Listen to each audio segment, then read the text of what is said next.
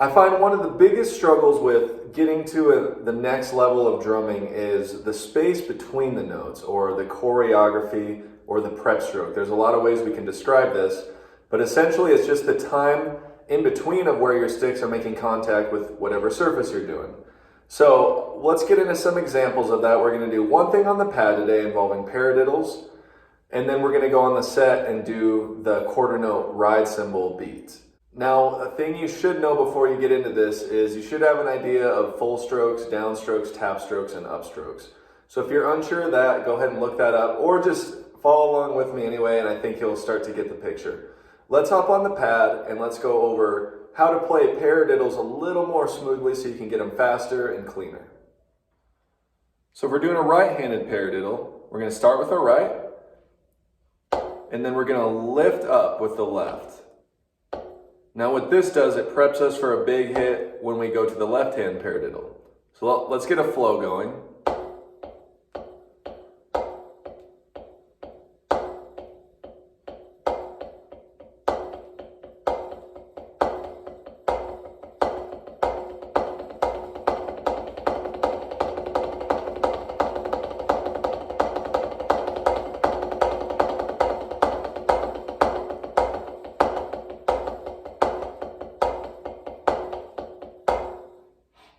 Like most things with drumming, as you get faster, the motion starts to decrease as far as the lift. We're not as deliberate, but you must go slow, at least for a while, to get a sense of where that lift happens. Then your hands will get used to it.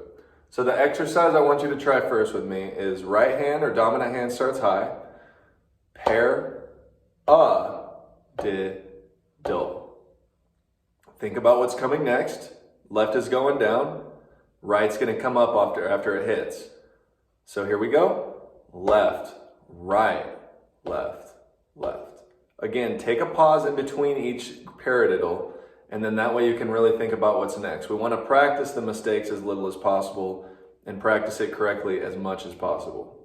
Pair, di, do. Stop and think.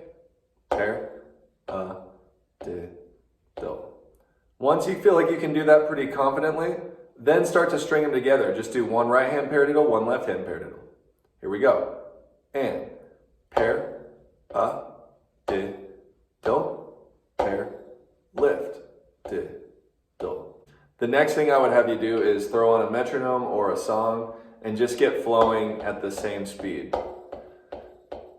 We want to be really deliberate with that upstroke. Di, pair, di.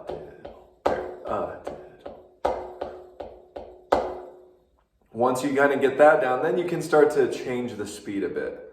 And again, this will really help your control, your side-to-side motion, keep the paradiddles really even.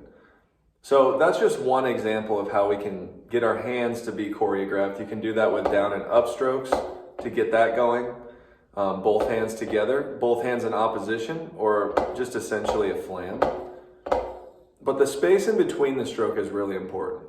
Once you have a good idea of how to do this on the pad, let's hop on the drum set here and let's try that elusive quarter note cymbal beat.